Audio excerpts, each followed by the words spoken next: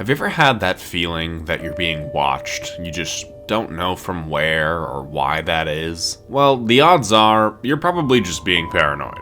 The truth is, everybody's got their own thing going on, their own business to attend to, and every person you see walking down the street is their own main character in their own lives. Or are they? But then there's times you walk into a restaurant or you're in an airport and it seems like each and every eye is on you. Every person you walk past looks right at you. Eyes are just waiting for you when you walk into a new room and you think something's wrong with my outfit or I must smell bad. Am I missing a tooth? Something's gotta be off, right? Well, whenever this happens to me, it's not because I'm a recognizable YouTuber or anything. I think the most logical thing in the world must be that I'm being Truman Showed. For those that aren't aware of what being Truman Showed is, I'm going to give you a few options here. Stay and listen to what I am going to talk about in this video. Go and watch The Truman Show for yourself if you don't know what that is or haven't heard of it. Or number 3, turn back now, forget you ever watched this small bit of a video, don't watch the movie, and just continue living your life, especially if you couldn't relate to the things I said in the opening. So those are your 3 options. I'm going to assume from this point forward you're choosing option number 1. So here we go. Being Truman Showed refers to the movie The Truman Show, in which the main character Truman isn't aware that his entire life, his entire existence, is just a TV show for other people's enjoyment and entertainment. So when you get the feeling you're being watched in random places, you start feeling like maybe you are in a giant TV show that everybody you know and love and care for is only caring for you because they're in a cast in a TV show and they're paid actors. The thought is incredibly unsettling, anxiety-inducing, so naturally there's a comedy film starring Jim Carrey about this very premise. And sure, it might be labeled as a dark or high-concept comedy, but nowhere in these genres is the tag horror or thriller. But that doesn't stop this movie from being the most horrific, unsettling, nightmare-inducing, and heavy drama movie that sits with you for years afterwards. This is probably a movie I think about the most in my life, or at least one of the movies I think about the most, even though before I was making this video, I hadn't watched the movie in a few years. So in this video, we're going to be going through and looking at all the hints and clues that Truman was being filmed for a TV show, so that if this is happening to me or to any of you, you'll know what to look for. We'll also be looking into some of the things happening in the universe of The Truman Show that aren't exactly spelled out for you and how it affects the storyline. Maybe this video means I'm onto all of you and you're only actors being paid to watch my videos. Or maybe you're the one being Truman Showed and this video is on your feed for a reason. Ashley. So sit back and relax because you aren't going anywhere whether you want to or not, and let's discuss the true horrors of The Truman Show.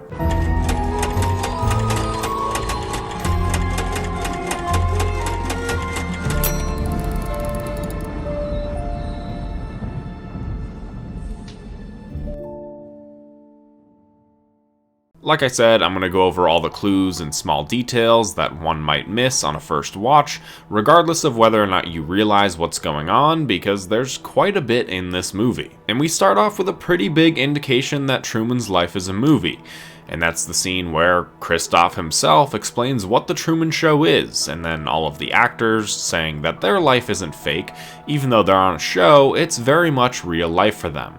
And that couldn't be more true. But even if you take this opening scene out of the equation, we very quickly get our first big clue as to this not being the real world, and that's the light falling out of the sky. This is a film light labeled Sirius 9 Canis Major, and Sirius is a real star and the brightest one in the sky.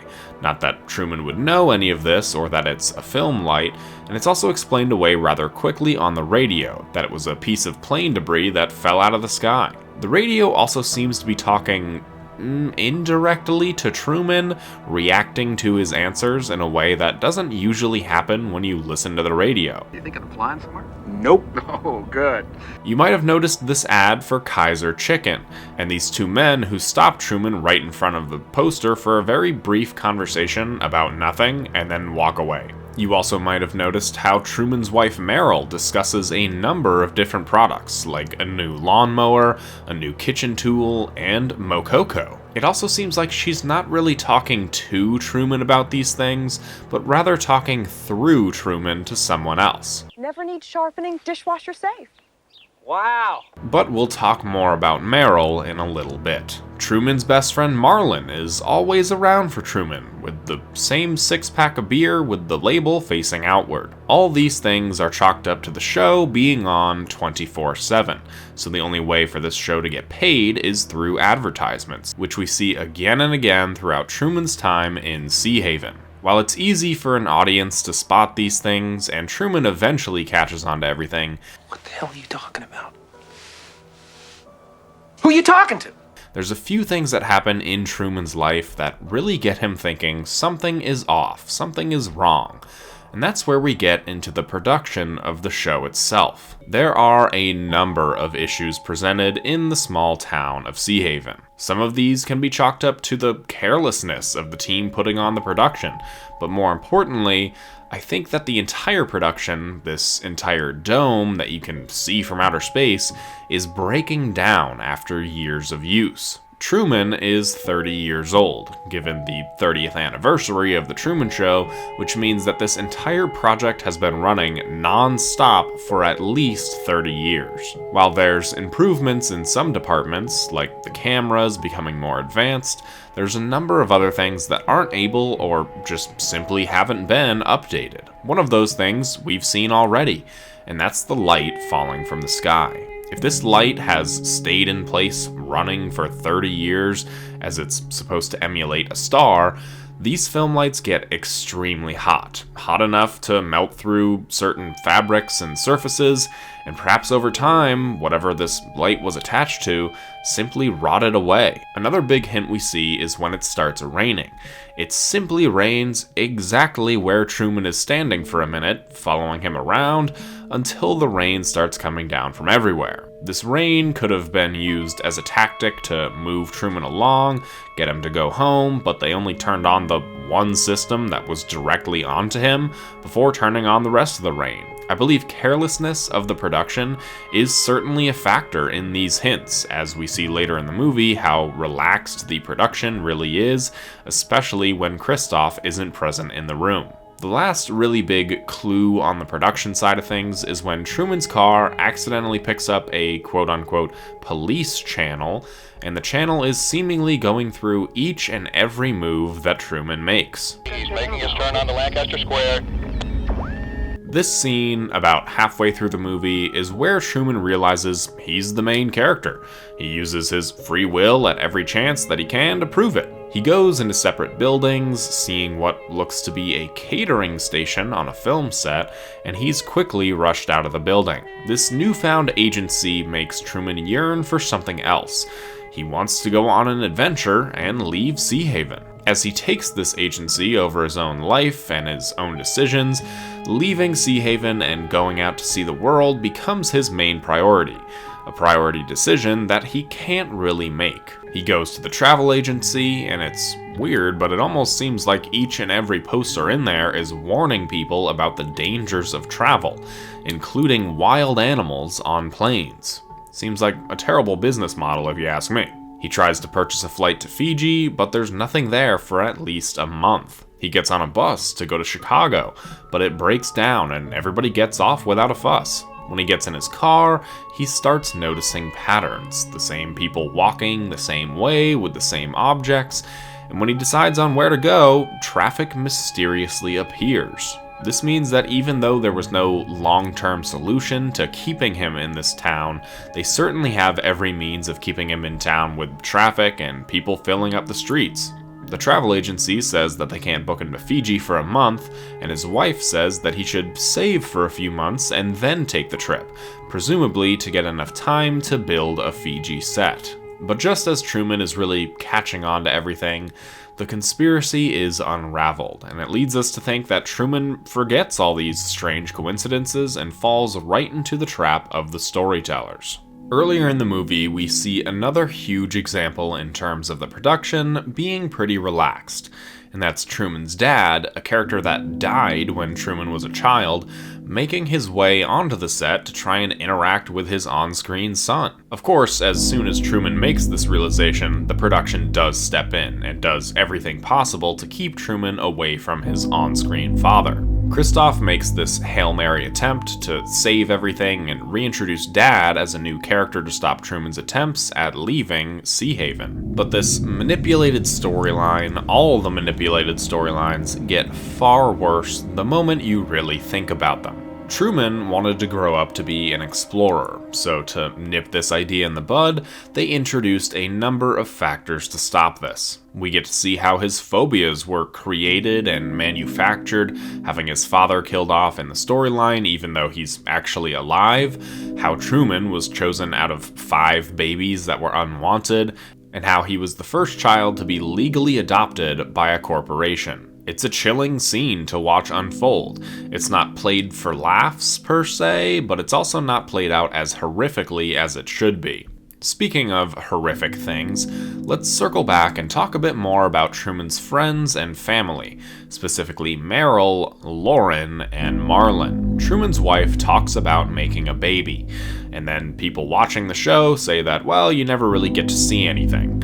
So this actress has been paid to pretend to be in love with Truman with all strings attached. This is basically one level above prostitution. She was also clearly chosen for Truman because Truman wanted another girl. This other girl is Lauren, but actually Sylvia, and he runs into her, stealing glances here and there, but it seems no one in production wants her involved with Truman. Until one night, he finally comes face to face with Lauren, and even though he's with Meryl, this is his one chance to finally talk to her. Lauren wears a pin with the words, "How's it going to end?" Presumably some act of rebellion from people in the real world who don't find the Truman Show to be all that ethical. How she got onto this set and continued being there is a real mystery, but again goes to show how amateur and relaxed this production really is. She doesn't really react to her name, Lauren. She's reading a Japanese book, but she doesn't know any Japanese. She looks around for the cameras, even escaping them for a little while, and then she warns Truman that none of this is real, before her quote-unquote father comes along, tells Truman that she's sick, and they're moving to Fiji. Even all those years later, Truman still thinks about Lauren, trying to find the perfect pictures and magazines to remember her face,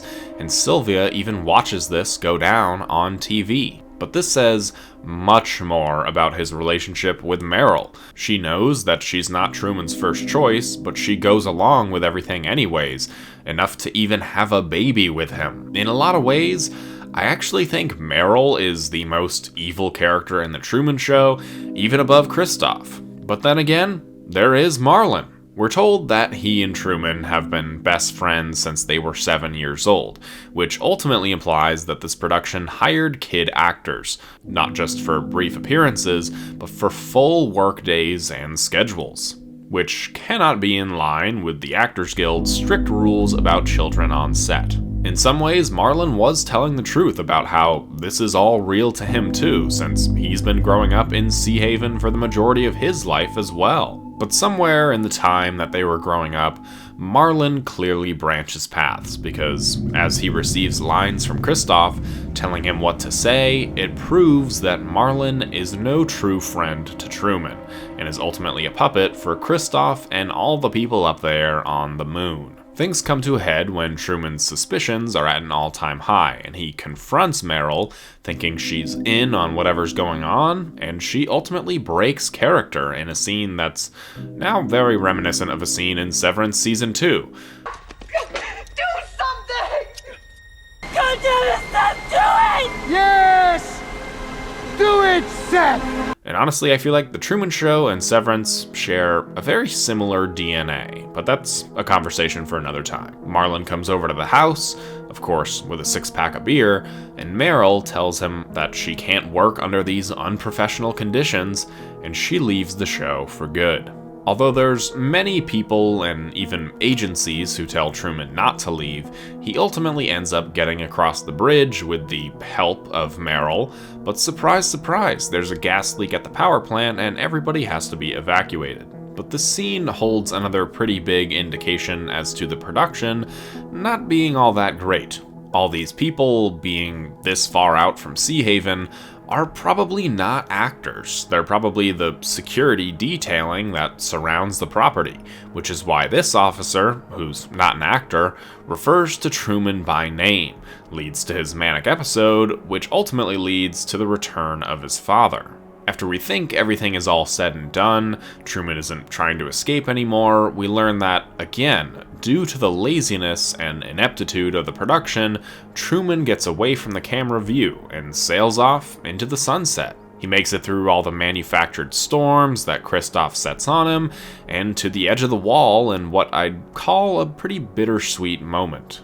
As Truman finds the actual escape, Kristoff then speaks directly to him. In this scene, we see that Kristoff does feel ownership over Truman. One of the workers warns him that Truman might die on camera, and he says, well, he was born on camera, indicating that he doesn't care. But I think this was a lie. He does have this sort of twisted love for Truman. I think he believes in this show, not because it's a show, but because he wants Truman to live this perfect life that he created for him. But life isn't perfect because somebody else makes it that way. I think in a lot of ways this movie is a commentary on all sorts of reality shows, how we crave to see the lives of others go from the highest of highs to the lowest of lows, but at the end of the day, it's just TV. It doesn't matter what happens to these people, they're all just characters, not real people. I think in a lot of ways this movie was a bit of a warning of things to come, and if it weren't for somebody thinking of this idea as a satirical movie, it could actually happen, but thank God that never did happen. Oh wait, it did. I didn't ask your name, forgive me. Ronald. Yeah, James. Pleasure. Nice to meet you. I did not tell him to do it. I never told him to do it. Mario Kart? No. What? Oh, you guys are... This is becoming a real problem. Juror number 6, you're the foreperson, and it's your duty to keep the jury in line. Are you capable of doing that? Yes, Your Honor. Audition, take like an hour, put myself on tape. Yeah. I just need somebody to read off camera. Yeah. Seriously? That's simple. You're not a real foreperson. This is not a real case. What? A while ago, this show came out called Jury Duty. I watched it back then, I thought it was a great concept, a great show, and both of those things may be true, but I couldn't help but think about jury duty while I was watching The Truman Show. This guy, Ronald Gladden, really was Truman Showed. He lived a fake life, or at least a fake couple of weeks, all for the sake of entertainment, and when it was over, we simply changed the channel, a warning from The Truman Show that ultimately came true. And with a second season of this concept on the way, in a completely different setting, the possibility of being Truman Showed is now a very real possibility for each and every one of us. But the real question is, how far does this go? There were already some complaints from people saying that Jury Duty wasn't a very ethical show, but all those complaints seem to have subsided over the past few months. Are we only a few years away from building a dome and watching a new Truman for ourselves? So when we think we're being watched, when crazy coincidences start happening, think back to this video. Think back to The Truman Show. Think back to all those moments. Don't let the storyline get in your way and either accept what's going on around you or try to find a way out of it. This video isn't meant to freak anybody out. The odds of being Truman Showed is very low. The point is, The Truman Show is a through and through horror movie, and if you're worried about all of this happening to you, just remember, you'd just be a character on the screen in other people's lives. And when it's done, they'll just find something else to watch. What else is on? Yeah, let's see what else. Where's the TV guide?